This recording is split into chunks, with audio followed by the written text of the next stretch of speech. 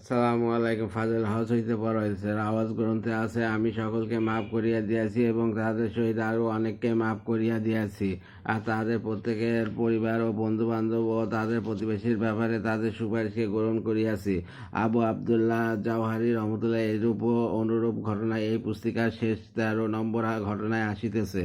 আর হজরত জৈনুল আবেদিন রহমতুল্লাহ লাভবাহিক বলিতে না পারা ঘটনা 17 নম্বর ঘটনায় আসিতেছে।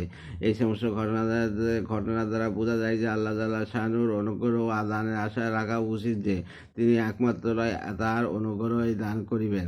এক হাদিসে আসিয়া যে সেই ব্যক্তি অনেক বড় বড় গুনাহগার যে আরাফাতের ময়দানে মনে করে তার মাগফিরাত হয় না। ইত্তেফাক।